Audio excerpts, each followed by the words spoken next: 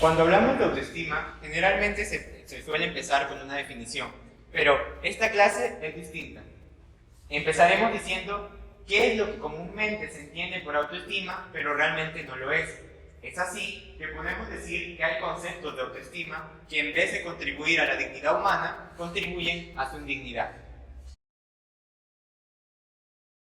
Tenemos, por ejemplo, la vanagloria, que según la RAE se define como la jactancia del valor de uno mismo, es decir, es tener una estima alta, pero fundamentada en un falso yo, un yo agigantado. Es el hacer cosas, incluso cosas consideradas buenas, para agigantar al propio yo. Es entenderse solo en positivo e ignorar los defectos. Es así como la vanagloria tiene poco o nada que ver con la autoestima, porque cuando la vanagloria aumenta, la autoestima decrece. Es natural que cada persona se quiera, porque si no se quisiera a sí misma, tampoco querría la causa de su ser. Sin embargo, el amor propio no es autoestima, sino deseo de autoafirmación. Su exceso deriva en un complejo de inferioridad, es decir, si no queda por encima de los demás, no se prueba en modo suficiente su valía personal. Por el contrario, su falta deriva en un irracionalismo voluntarista, en la necesidad de afirmarse a sí mismo, tenga o no razón, entender a sobresalir a costa de otros. Con ello crece el amor propio, mas no la autoestima, que más bien decrece.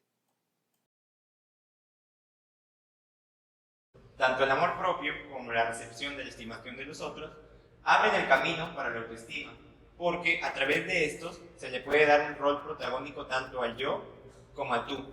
Entendemos al amor propio como el instinto de autoconservación y preservación de uno mismo, y por la recepción de la estimación de los otros, al poder aceptar tanto los buenos cumplidos como las críticas constructivas.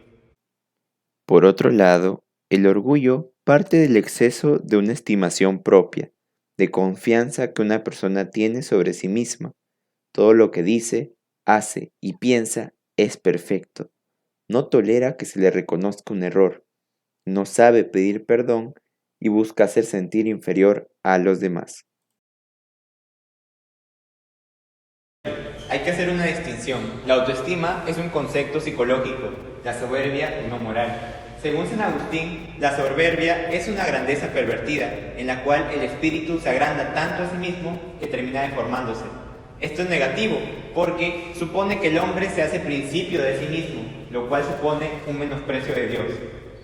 Las personas soberbias suelen ser impacientes, exigentes, inflexibles, indiferentes, frías, calculadoras, defensoras en exceso de lo que consideran sus derechos, lo sean o no realmente, además de hábiles para detectar defectos ajenos y ciegos para ver los suyos propios, volviendo la convivencia insostenible al ser incapaces de apreciar los bienes ajenos.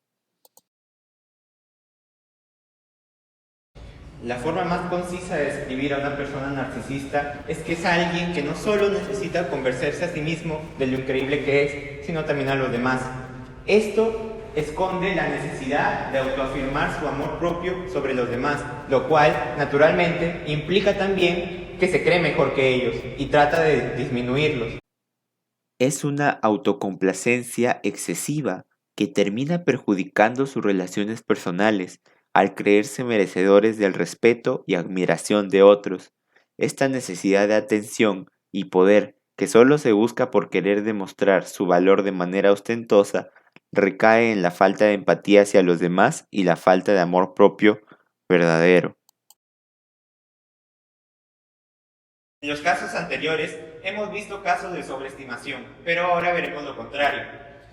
Suele confundirse la subestimación como un descenso natural de la autoestima, cuando no lo es. La subestimación suele estar relacionada con patologías como la gente que se odia o siente un gran rechazo hacia sí misma, que no es que no posean nada de positivo, sino que se niegan a verlo o no pueden hacerlo. Algo similar ocurre con las personas obsesivas, que nunca están contentas con sus logros, ya que consideran que en el proceso hicieron algo mal. No es lo mismo que hablar de un descenso de autoestima como cualquier otro, pues estas son afecciones psicológicas que necesitan tratamiento y apoyo constante. La ajetreada y rápida vida que experimenta el hombre moderno le lleva a tener que cumplir con tantas exigencias, muchas de estas artificiales, que éste termina agobiándose. Sobre todo cuando no sabe distinguir de lo que realmente necesita y de lo que solo es una necesidad falsa dictada por el consumismo y por la idea de conseguir una vida que realmente no lo va a hacer feliz. Como consecuencia de esto, las personas tienden a recluirse en sí mismas y a buscar refugio en un exacerbado individualismo que les permita escapar de estas obligaciones impuestas. Sin embargo, esto es peligroso porque en última instancia, este individuo, llega a recluirse tanto, a aislarse tanto, que se olvida de las demás personas, de las necesidades de los demás, de sus propias responsabilidades para con ellos, y empieza a pensar solo en sí mismo y en función de sí mismo, y en función de lo que a él le hace bien o le hace mal sin considerar nada más. Es en este contexto, bajo esta premisa, que nace la falsa autoestima o las falsas ideas sobre autoestima, tal como vimos anteriormente en torno a los conceptos de lo que no es la autoestima. Por lo tanto, después de todo esto y después de identificar que este tipo de autoestima simplemente sirve para justificar el egoísmo y la autosatisfacción, ¿puede decirse que realmente existe una autoestima verdadera? Pues la verdad que sí. Y esa autoestima no es nada más y nada menos que la que parte de reconocer el valor propio solo porque simultáneamente y necesariamente se está reconociendo el valor de los demás. Y eso, en definitiva, significa que nosotros solo somos nosotros si es que el otro está ahí, y que no somos más que el reflejo de ellos y ellos el reflejo de nosotros mismos. Y también significa que en el final hay más virtud en amar a otros que en amarse a sí mismos.